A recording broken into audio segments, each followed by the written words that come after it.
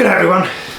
You'll notice this green flash of tape here, and I've got that on all the gauges. The reason being is I noticed that I had a leak on the FX Impact. It was just going down slightly. So just to make sure it wasn't the old grey matter, you know, going nuts on me, you put the tape on there just to positively ID that you've definitely got a leak. In my case I had, and then it was just a case of tracing where it was.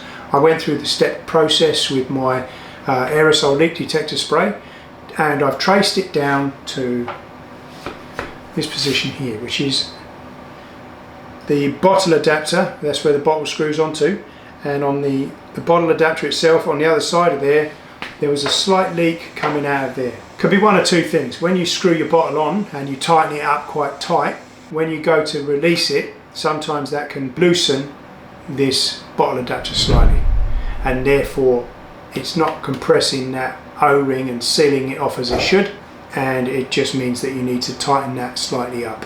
That's what my first port of call will be. I will slightly adjust that bottle adapter with a ring spanner. It'd be a 23mm ring spanner. I'll put the bottle back on, and then I will spray with my leak detector spray to see if that has now subsided. If it hasn't, then potentially it's an O-ring issue, and I'll need to take the bottle off first, depressurize the rifle. Okay everyone, so I've depressurized the rifle, all the air is out of the system. Like I say, my little tip is take the bottle off, and then I take it outside to a safe area, point it in a safe direction, cock the weapon, pull the trigger and hold the trigger. Probably have to do it a couple of times, and then it will leak all the air out of the plenum. Now you just undo this, so I've cracked it already, and then what we'll do is we'll start this bottle adapter. And take that out. Here we go. I might actually get away with that. It looks like I'm going to take a picture of it.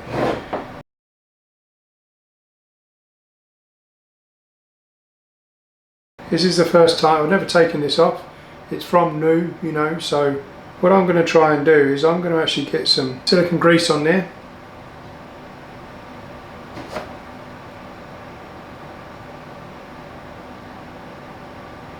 We get some silicone grease on there, on that lower. Here we go. There, and then we'll put that back in, and then we'll see how we go. But at least we know we're sealing correctly.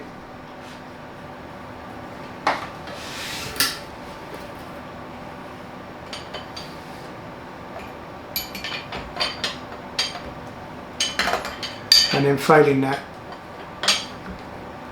now we'll put the bottle back on and we'll retest. If it fails this time, then we know it will be that O-ring.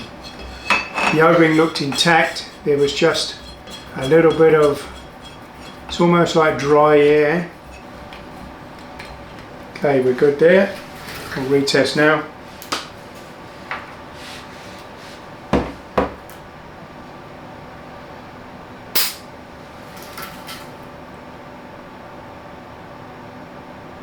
It's actually looking good. Just this side.